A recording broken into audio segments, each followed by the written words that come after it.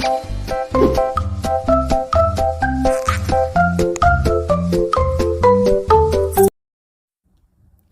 hai hai, welcome back to my YouTube channel. Jangan lupa like, comment, and share ya. Oke, next kita lanjutin ya ceritanya. Bab 10, Senyum Tipis Chiko. Karena pertunangan Chiko dan Priscilla dibatalkan, ayah Chiko bersama Fiona mendatangi mansion milik keluarga Priscilla. Ayah Chiko dan ayah Priscilla adalah teman lama. Mereka berteman sejak masuk dalam perguruan tinggi. Maaf tuan, di luar ada Tuan Giovanni bersama istrinya yang ingin bertemu tuan, ucap pelayan kepada ayah Priscilla.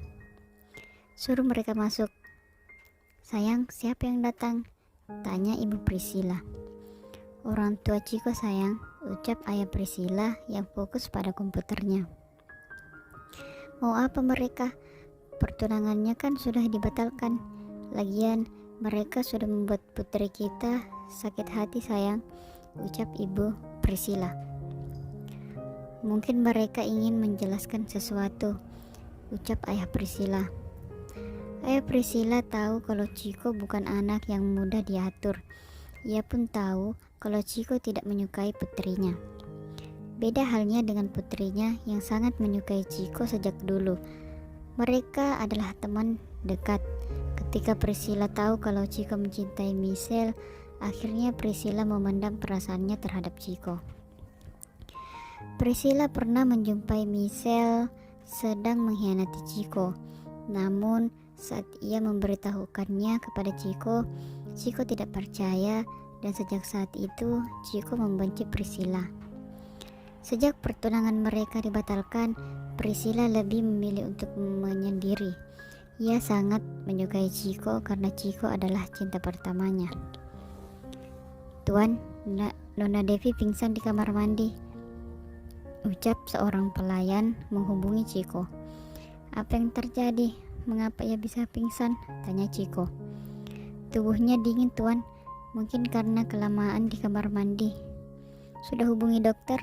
Sudah tuan, sekarang sedang diperiksa oleh dokter. Setelah mendengar kabar itu, Chiko pun meminta asistennya untuk menggantikannya di beberapa pertemuan penting. Tuan mau kemana? Tanya asisten pribadinya. Aku ingin pulang. Setelah semuanya selesai, kembali ke mansion. Ada satu hal yang harus kita kerjakan, ucap Chiko yang kini bergegas menuju mansionnya. Kenapa sih wanita itu selalu merepotkanku? Cetus Chiko sambil berjalan menuju mobilnya.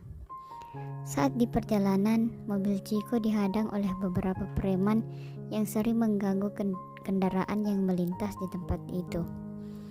Bagi Chiko, menghabisi preman itu adalah hal yang mudah baginya. Ditambah, ia memiliki beberapa pengawal. Chiko pun memerintahkan pengawalnya untuk menghabisi preman itu.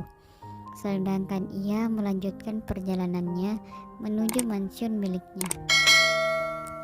Setelah sampai, Chiko langsung menuju kamar Devi. Chiko menatap Devi yang tertidur pulas di atas ranjangnya. Bagaimana keadaannya? Tanya Chiko kepada dokter yang baru saja memeriksa Devi. Keadaannya sudah mulai membaik. Ia hanya butuh istirahat yang cukup. Baiklah kalau begitu, tinggalkan kami berdua, ucap Chiko kepada semua orang yang berada di ruangan itu. Chiko menatap wajah Devi. Cantik juga dia kalau lagi tidur, cicit Chiko menatap wajah Devi. Chiko menunggu hingga Devi terbangun sambil mengerjakan pekerjaannya, sambil sesekali melirik wajah Devi yang masih tak sadarkan diri. Saat ini pelayan tengah membawa beberapa makanan untuk Chiko dan Devi. Sudah hampir 5 jam berlalu, Chiko masih setia menunggu Devi terbangun. Sesekali handphonenya berbunyi, namun ia mengabaikannya. Setelah beberapa saat, tangan Devi bergerak. Chiko yang melihat itu langsung menatap pergerakan Devi. Devi pun mulai tersadar. Ia memegang kepalanya yang terasa sakit, lalu mencoba duduk di tempat tidurnya.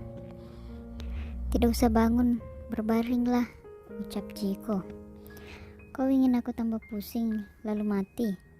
Jahat sekali, ucap Devi kesal sambil menunjukkan wajah cemberutnya. Ciko yang menatap wajah Devi merasa gemas, hingga ia mencubit pipi Devi sambil berkata, "Aku sudah menunggumu berjam-jam, mana mungkin aku ingin kau mati," ucap Ciko sambil tersenyum. "Aduh, sakit, makanya bicara yang jelas," ucap Devi sambil memalingkan wajahnya.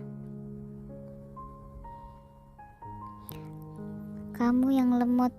"Apa? Kamu bilang aku lemot?" "Iya kamu, memangnya siapa lagi?" ucap Ciko sambil berjalan kembali ke meja tempat ia bekerja tadi. Devi menatap wajah Ciko.